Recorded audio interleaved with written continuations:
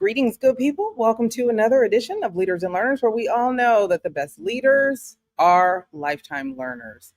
I am Tanya McKenzie, your host, and today we are diving into the intersection of digital education and economic mobility with Miss Jara Montez. So, from Webflow to Coursera, she's been behind some of the most innovative programs, helping people gain skills, access, and knowledge in this world of tech. You know what? Let's just go ahead and bring on this amazing soul so you get a chance to meet her and hear how she thinks, how she processes, and how she continues to help people get better. Miss Jara Montez, how are you? Hello, everyone. I'm good. Today is a sunny day in Brooklyn, so Well, thank you for being here. We are thrilled to have you. I love that. I know, right? And I don't know. Tell us a little bit about yourself through your stories. I know you did some mentorship. hmm Tell us about that. Yeah, well, first, I'm happy to be here. Hello, everyone. My name is Yada. Like I mentioned, I'm based out of Brooklyn, but I've got a pretty sort of off the cuff path in terms of my career. But like mentioned, I started in mentorship, and kind of to set the scene, I am from the Bay Area. And for the last 30 years or so, the Bay has been a very industry specific city. So, in specific to the Bay, it's very focused on tech, similar to the way that, politics are big in DC and finance is big in New York. Tech is the Bay's industry.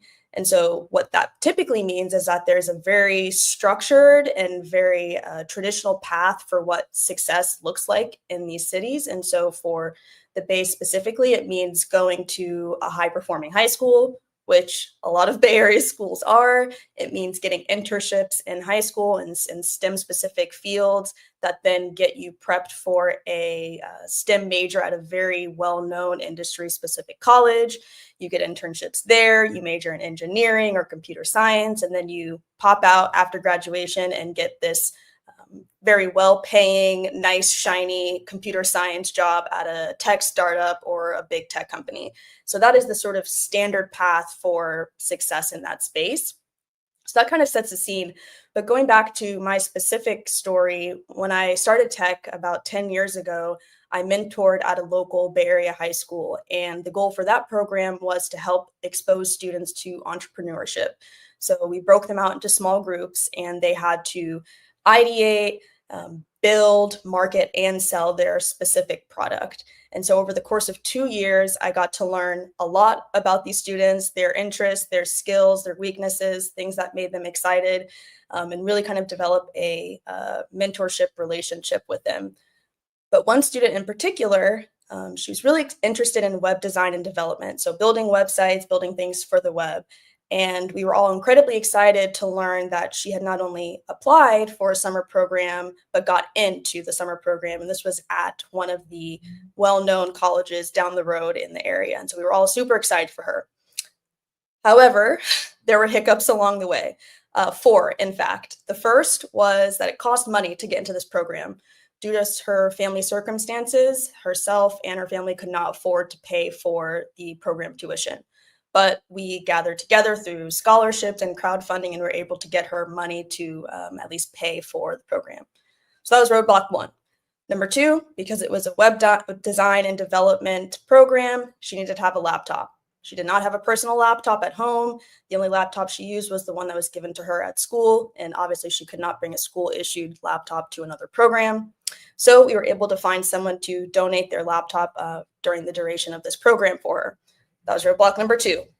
Roadblock number three, you had to get on campus because this was an in-person program. She didn't have a car. Her parents could not drive her because they were working day and night. So again, we crowdfunded and got her a bus pass for the summer. Roadblock number four, because of her family circumstances, she had to get a part-time job outside of her sort of day in high school to work at a local grocery store to supplement income for her family. On top of that, she was the primary caretaker for her younger siblings. So when this was presented to her family and she got into the program, they were happy, but they realized that meant one, less money coming in the door, and two, all of the childcare gone. So that roadblock, unfortunately, we weren't able to find a way to kind of mitigate and resolve that. So the student actually had to rescind her application from the program, and she was no longer able to join, which was devastating, frustrating, all of the negative and melancholy associated adjectives that you can put on that. But I think it speaks to the piece that I mentioned earlier about what is success and how is that defined. She, for all intents and purposes, was set up for that. She had the skill level, she had the technical ability, she got into these programs, but because of her external forces and variables, she was not able to follow through with that.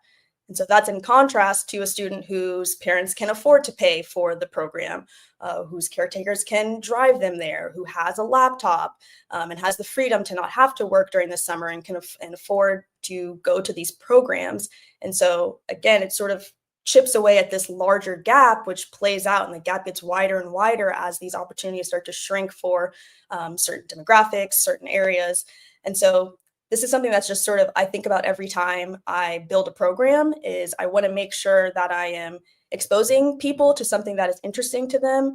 I want to make sure that I'm empowering them to be able to speak to these abilities that they have, speak to their experience, and then equip them to make sure that they take this knowledge and kind of one, build their professional journey and kind of career, and then two, have the skills to turn back around and do that to the same. So that is sort of my whole scope story of really how I got into this space and what I use as a driving force for a lot of my work. Talk about being solutions oriented. Jesus. Yes. Sometimes you got to be. But that's very telling when you have a population of people that are habitual complainers, but Mm, don't do the work to find mhm, the solutions. So mhm, not only are you finding solutions, helping people, level up, but then whatever it took to get you to have access to that, you're mhm, like, oh, that's a problem. Please hold my beer. mhm. Let me go ahead and uh, find the solution for this. Oh, Uh-huh. okay, that one too. Hope let me do some research. Let me Yep. pull some people into this that have Yes. resources. Let's make some phone calls. Let's do some. That's very telling in Mhm. the moment that we're in. That's very. Yes. Where'd you get that from? I feel like my parents would be mad if I didn't say them, but I think it's part of, yeah, just like recognizing that you need to learn and you need to expose yourself to things so that you can have sort of a self-sustaining life and you can be curious, but also enable yourself to succeed. And also know that you aren't on an island. There are people literally around you down the street, across the hall if you're in an apartment, who can help, but you have to ask and you have to present a problem so that other people can help you in that space. A closed mouth don't get fed. That's basically Yes, what she just said. that's what I said. Yes. Although I am coaches don't play and sometimes I hate asking for help. That is a flaw that I know I have, but at the end of the day, if I need something to get done, I'm going to try and tap out my resources and my external ones in order to kind of move the needle in whatever it is. That's a blessed mindset because you're never at a point to where you feel hopeless. Mhm. Like if there's a will, if there's an opportunity, there's a way to go Absolutely. get that opportunity. Yes. And I love Yes. that. Now listen, educational strategist. What is that and what does that role look like in today's digital world? Yes. So educational strategist is definitely a broad term. I think it's because I have dabbled in quite a bit of educational space, so instructional design, education program management, community and content, all of that stuff. And so I kind of have been able to blend all of that together to provide services, like I mentioned, for nonprofits and local organizations to help them build whatever programs or content or community work that they need. And so within the last year or so, I've been really helping organizations build workforce development programs for adults, specifically adults who are looking to get into the tech industry. So I know there's a big surge of a lot of people during COVID who saw, the break into tech, get into tech kind of space. And so that was an area where I was able to help introduce people to specific industries, specific roles in tech, and help them level up their sort of skill set to get jobs or to just at baseline learn what the tech industry is about. It's different in the digital space because I mean, what is happening today, what is launching today is potentially obsolete by tomorrow. Like everything moves fast, especially in tech. And so while I am helping teach people these technical skills, it's also, again, equipping them to understand you need to be a continuous learner. You have to, if you don't want to fully opt into learning about something, you at least have to know what it is enough to be dangerous so that you can understand what the world is around you and how it is implemented in your day to day, whether professionally or personally. What do you think the fear is around tech, and why is it so pervasive in certain communities? I think there's a few reasons. I think the first is we have made tech be this like very abstract coder space. It's like if you don't know how to code, then you can't get into tech. Or if you don't know your way around like IT fundamentals, then you don't know and you can't get into tech, which is not true. I use this all the time when I talk to folks. I am not a mechanic. I don't know the first thing about how a car is built, but I know how to turn the ignition on. I know how to use the gas, the brake, my blinker to get to the beach, to get to where I need to go. And again, that's enough to make you dangerous. It's enough to get you curious to potentially learn more. And so I think one is just a fear of people think it's too hard or outside of their scope of interest and skill set, which I don't think is true. And the second piece is I think there is a sort of fear of being left behind, especially in the tech space, which is, again, innovating so quickly and folks feeling like they can't find a way. It's kind of like double dutch, like people trying to get their way in and not seeing that easy entry point. And so telling themselves, I'm going to tap out completely, which doesn't help. And again, I'm not a programmer. I don't know the first thing about computer science, but I still work in tech because I was curious. I found an entry point through education tech or ed tech, and I've been able to kind of dive down in that specific niche and learn more. Yeah, but you said curious. Mm-hmm. We are in a world right now where it feels like the majority of people just want to be told what to do. Like they don't want to process information, they don't want to have to figure anything out. They just want to read headlines and let you Mm-hmm. tell them what to do. So how do we encourage this level of learning in a society that has made learning almost irrelevant? Yes, this is such an ongoing conversation, especially with AI. There are a lot of articles, at least right now, that have come out. One specifically by Anthropic, who makes the generative AI tool called Claude. They did an entire research study on students in college who use AI, and the majority of students are using it to cheat. And okay, of course, like we get it. That's not great. And we don't want to move forward in society with that being the way that people use these tools. And so I think, especially when I'm working in these programs, I try to find something that the participants are interested in and use that as an entry point. What are you interested outside of tech? What do you do in your day to day? A lot of people love basketball or sports. I'm like, great, stats. Let's look at that. How can that fit into tech? And find ways so that when they view something that's new to them, it's not a chore. It's something that they can find a way to be interested in and continue to build from there. But I think another piece is also telling them that in some places, you might be left behind if you aren't at least baseline understanding of what's going on. An example I use is QR codes have been around for a while, but no one was really using them until restaurants started putting them all on their menus. And then all of a sudden, everyone was like, we have to learn how to use a QR code.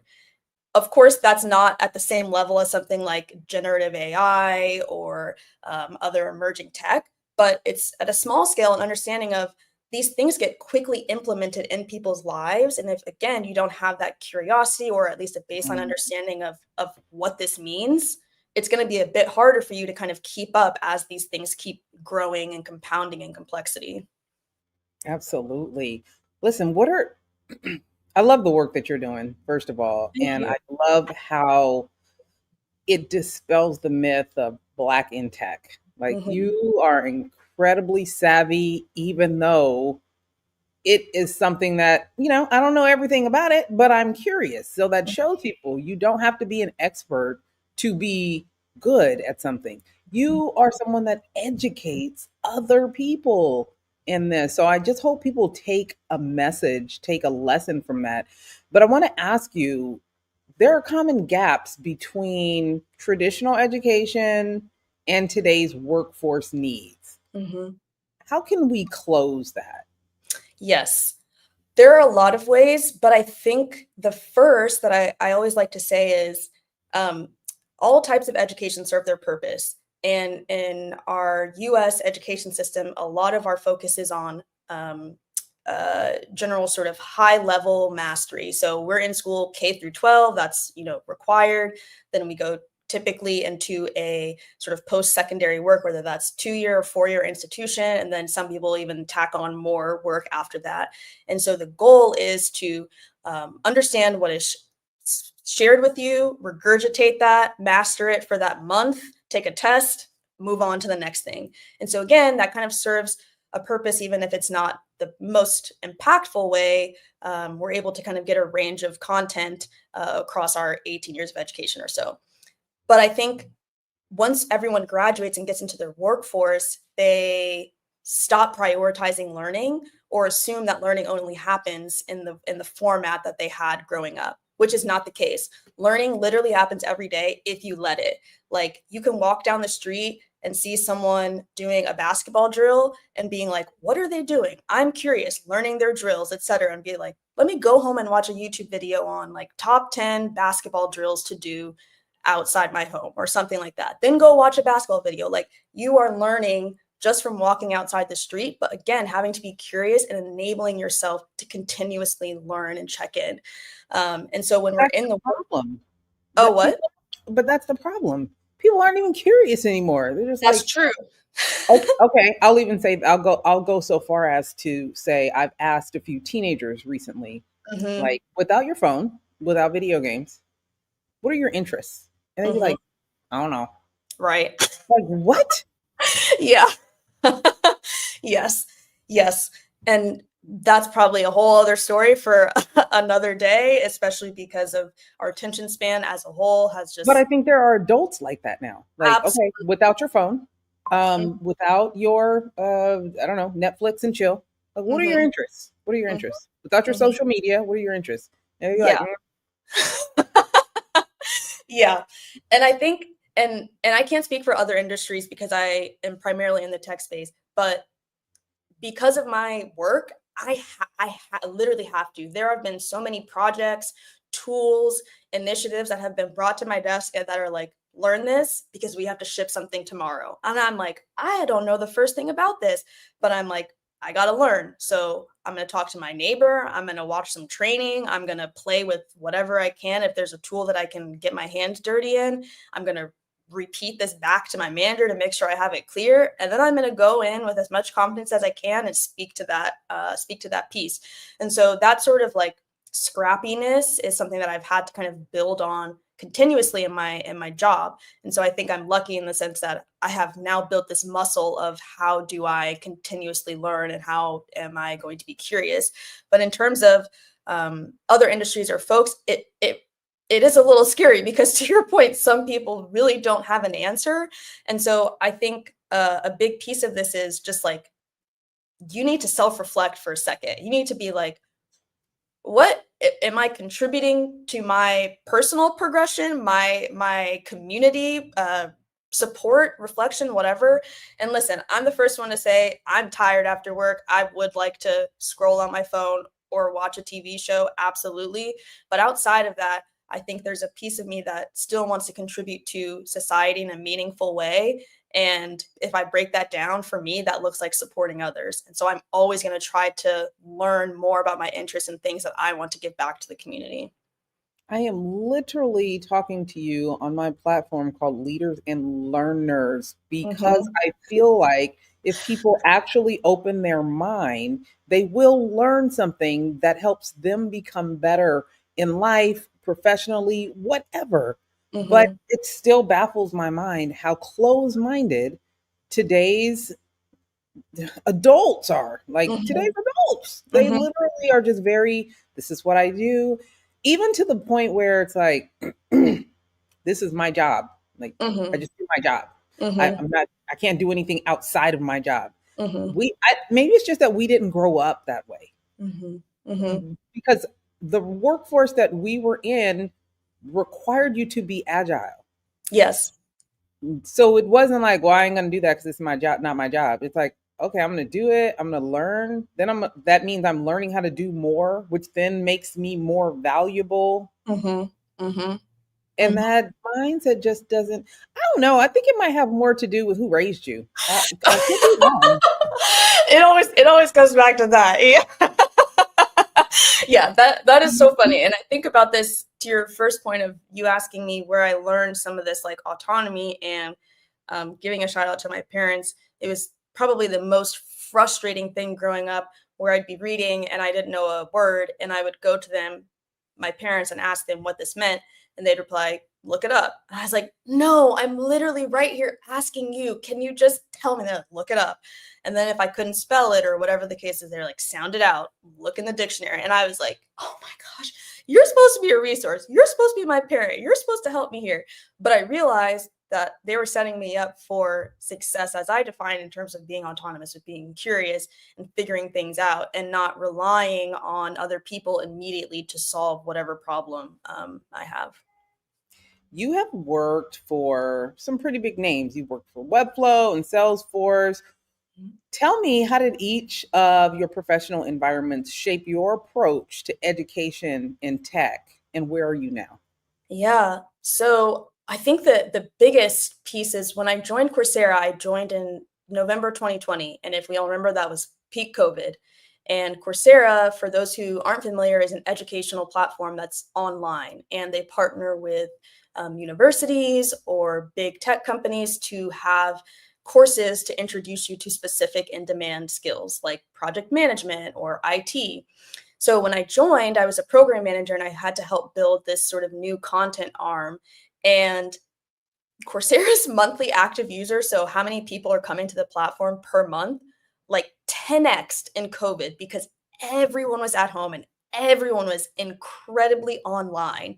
And we just could not keep up with the traffic. It was shocking to just see how much people wanted to maybe, I don't know, want to learn, but were interested in learning or were either required to learn. So one of those, but they were coming to the platform. And because of us building a new sort of program and the monthly active users being so high, we had to be scrappy. We had to say, look at the data and understand what do these people need and what can we create right now to give it to them. And so a lot of this was really understanding, obviously, sort of my foundational knowledge and education, but applying that to this immediate and urgent scene where I want to enable people to learn and grow. And so, to your point, needing to be agile and needing to understand, right now maybe isn't the time to think about a 10-year strategy. It's a 10-minute strategy in the sense that we need to help someone learn something. What can we create? And so there's a time and a place for everything. And I think that's something that helped me in my role to where I am today of, I have a baseline understanding of what my responsibilities are day to day. But as we all know, some email might come in when we're like deep in our zone and our flow. It's like, we need this done now. And yes, I will probably still roll my eyes, but at least I will be equipped to launch whatever that is or support or enable that because I have this mindset where I'm able to switch and understand what needs to be prioritized in that moment and launch that. So I would say that's the best example I can think of. I love that. Now, listen, we're doing a lot of talking about education and educating yourself and continuing to grow. But we happen to be in a moment where our administration is attacking education.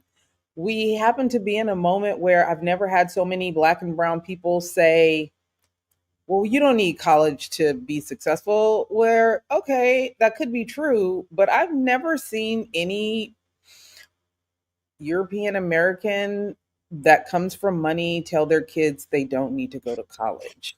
So, what is going on, and how do we redirect this conversation back to a time where we grew up absolutely promoting education as a way to have a great life, because I don't even know what life would be like if I didn't have my college experience, if I didn't have people in my ear that went to college and know how to process Mhm. complex conversations and complex concepts, like Mhm. the and complex people. Like going Mhm. to college isn't just about what's in a book, right? Right, right, So, right. what is going on right now, and how do we reframe this conversation? Because I respect what you said earlier, which is definitely you don't always have to be in a classroom to learn. But, Mhm. honey, a lot of learning happens in a classroom.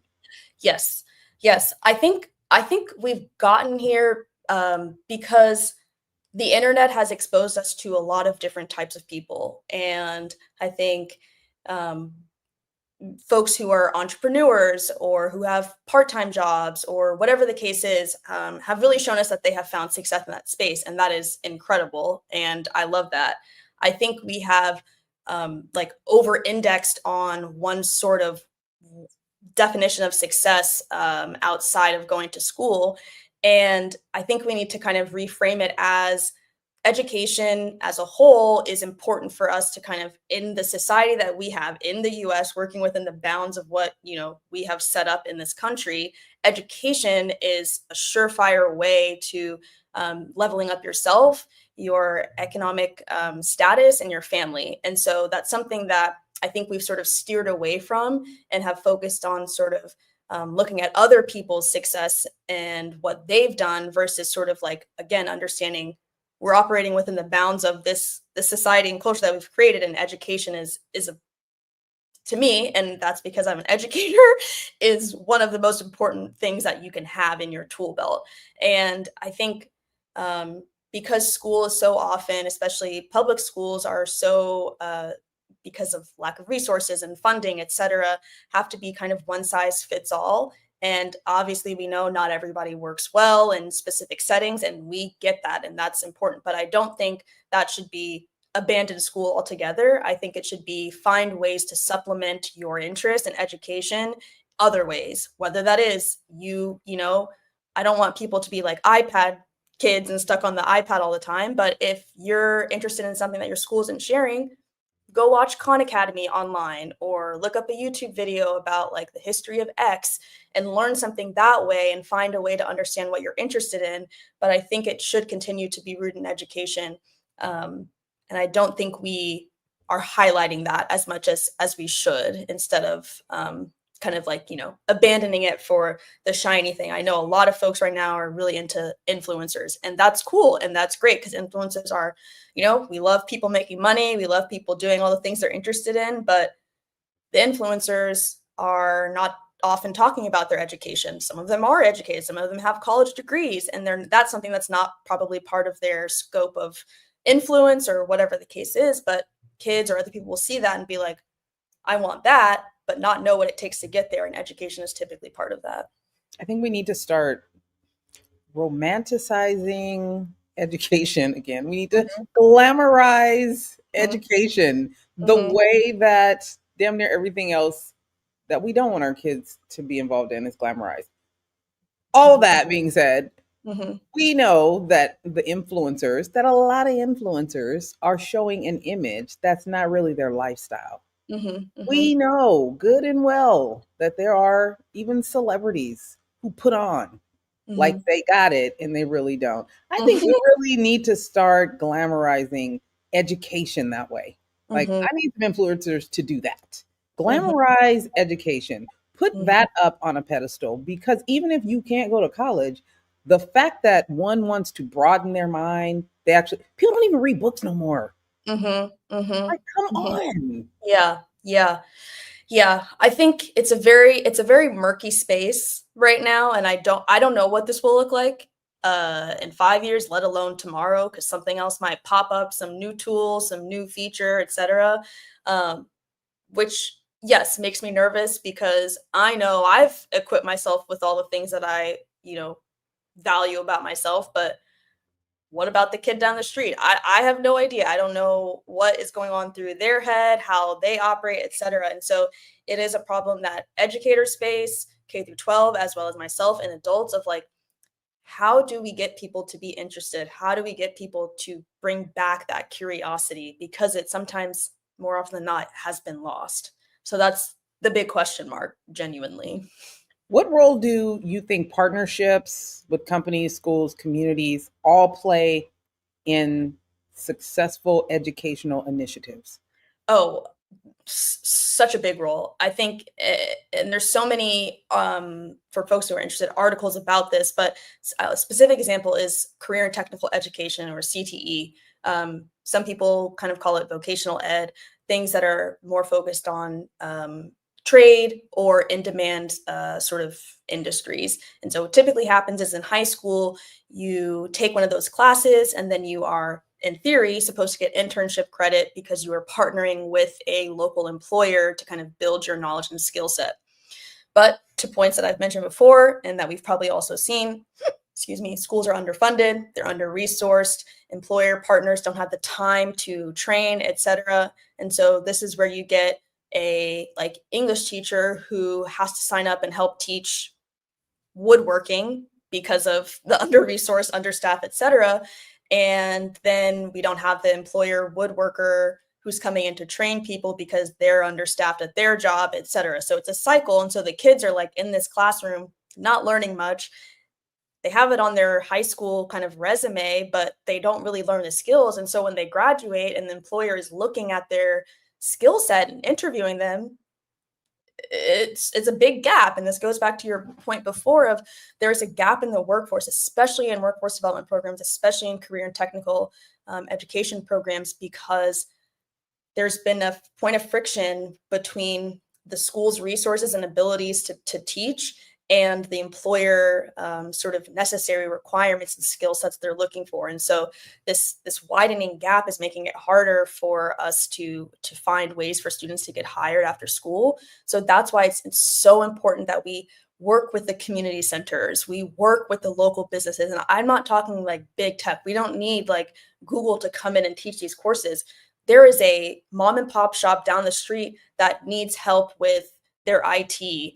And we can have students help them set up cybersecurity, set up a website, set up their marketing, online marketing. Like these are things that we can have students funnel into, but we kind of think so big when it's like on the ground. That's the entry point right here. Let me go across the street and help this mom and pop shop instead of, forcing us to get big tech in the door. So I think community partners are really important, as well as general career partners, letting the schools know what's important for students to get jobs after. Wow. Yeah, I don't blame them for thinking big though. Okay, great. Think big, but you got to start somewhere. Okay. Yeah. So Mm-hmm. you're not going to start big. You got to start somewhere. And Mm-hmm. sometimes you let the big dream defer your first steps. And I Mm-hmm. need to get out of that mindset also. But for anyone that wants to break into digital education strategy or just tech in general, what skills, other than curiosity, uh, Mm-hmm. or mindset, are essential right now? And what's next for you? Good question. So I think for people who are looking to get into this space, I think patience is one, uh, very much so. Two, being agile, because like I mentioned, you know, generative AI 2 years ago is not what it is now, and it won't be what it is 5 years from now. And so, keeping up with trends enough to help yourself understand and help your students learn is going to be very important in this space. And also just having an open mind, because not everyone has access to resources. Not everyone has these skills that you've personally developed or your friends have developed and you're used to engaging with them at that level. Not all of your students are going to have that. And so having the patience and open mind to work with them to find something that sort of meet them where they're at and work from there is going to be really important.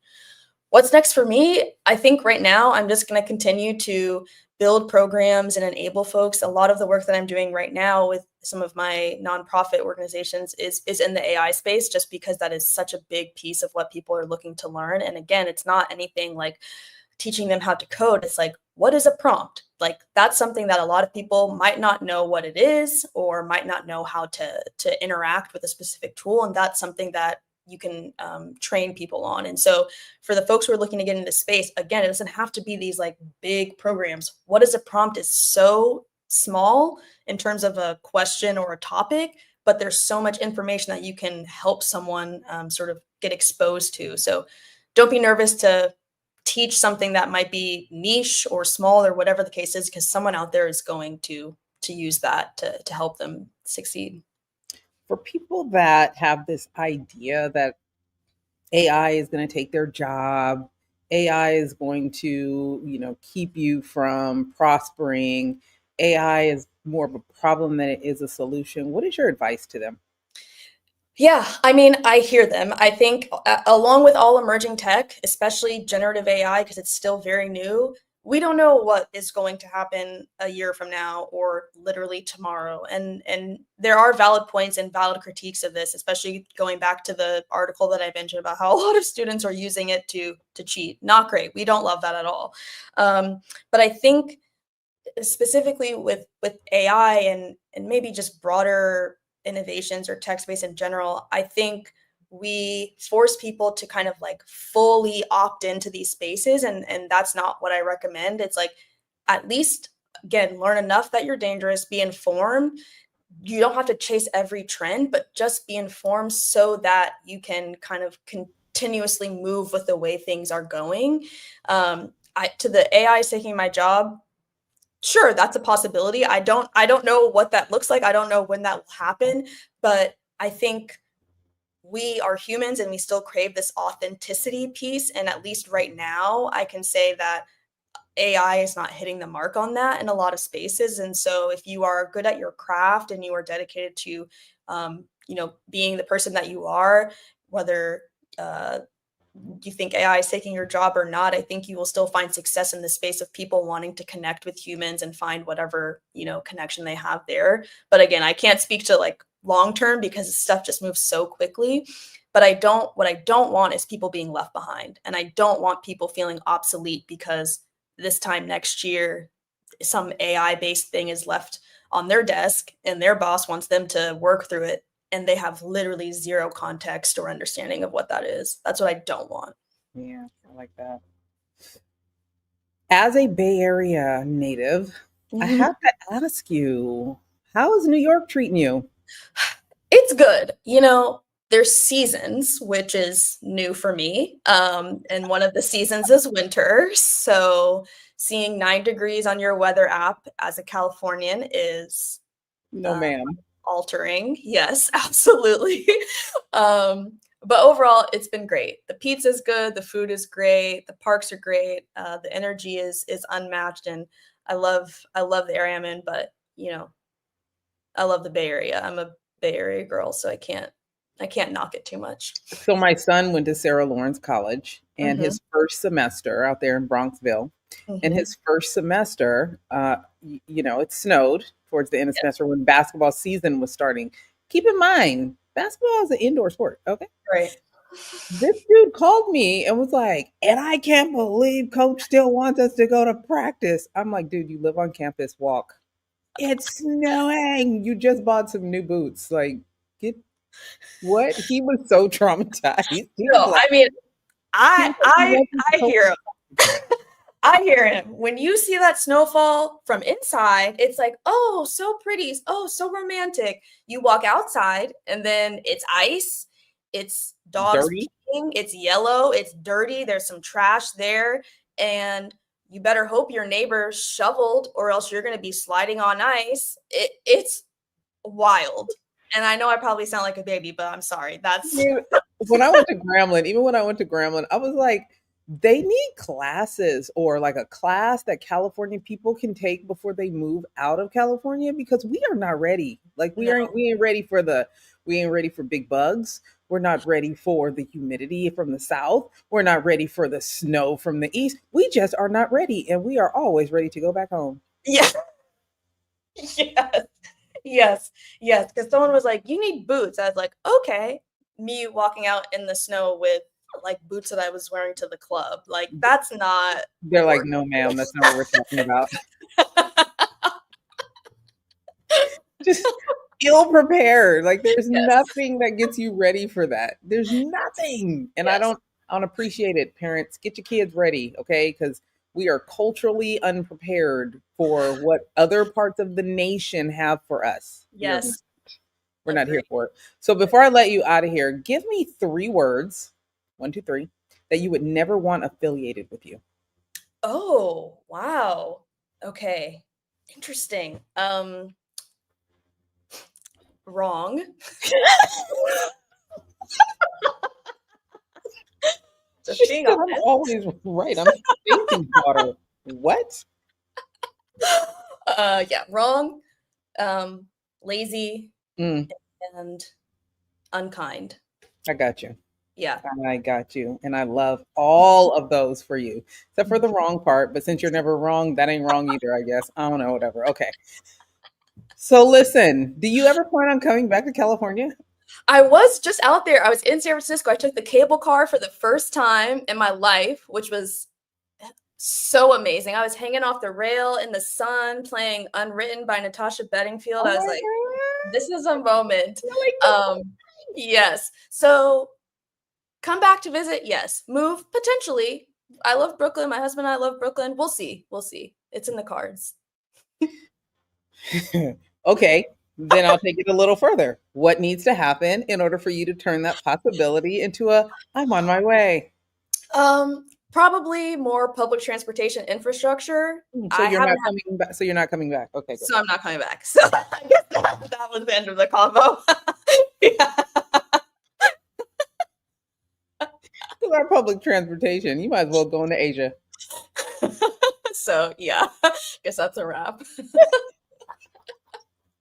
Oh my God. Well, listen, thank you for being here. I appreciate you sharing your knowledge, your curiosity, your God, your wit, your charm, and all of the things that help people recognize the fact that they need to just be continuous learners, be unafraid, continuous learners. Yes. Please keep us posted on what you have going on. If there's ever an opportunity to support you in what you have going on, let us know. If you come back to California, girl, let me know. Yes. And you won't need public transportation. I will pick you up.